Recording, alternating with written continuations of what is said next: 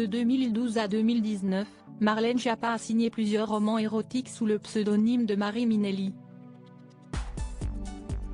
Un projet qu'elle a évoqué ce 6 avril dans les colonnes de Playboy et dont elle est très fière. En 2023, Marlène Schiappa a décidé de clamer haut et fort l'importance pour les femmes de s'émanciper. Après avoir manifesté, après avoir fait voter des lois contre le harcèlement de rue et après avoir pris régulièrement la parole contre les violences faites aux femmes, la femme politique a décidé de prendre le problème à bras-le-corps en posant pour Playboy. Oui, le célèbre magazine sulfureux. Dans un long entretien de 12 pages qui est paru ce jeudi 6 avril, la secrétaire d'État chargée de l'économie sociale et solidaire et de la vie associative prend la pose en Marianne, avec le drapeau tricolore ou encore parée d'une fraise aux couleurs de la République. Des images légèrement sensuelles, mais bien loin des clichés auxquels le magazine a habitué ses lecteurs. Mais dans les rangs de Renaissance, la présence de Marlène Schiappa dans les colonnes du magazine n'a pas fait que des heureux. Elisabeth Borne, la première ministre, a fait savoir en coulisses que ces photos ne sont pas vraiment appropriées dans le contexte actuel.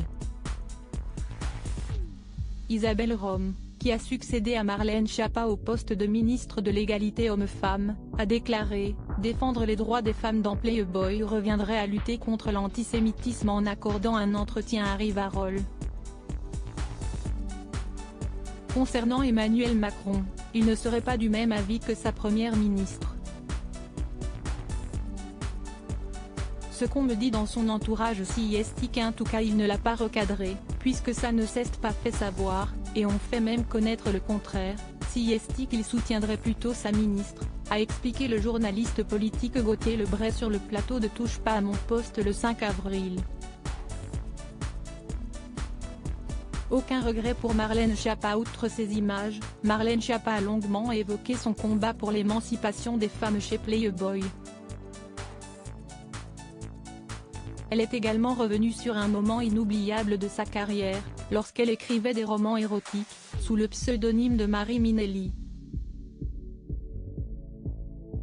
De les filles bien n'avalent pas, à sexe, mensonges et banlieue chaude, la femme politique a signé une douzaine de romans du genre. Quand j'ai reçu le prix de la révélation politique, dans le discours d'attribution, il avait été fait mention que j'avais écrit de la littérature érotique. Comme si c'était honteux, a-t-elle rappelé chez Playboy, précisant qu'elle est fière d'avoir accompli ce projet. Et elle a de quoi.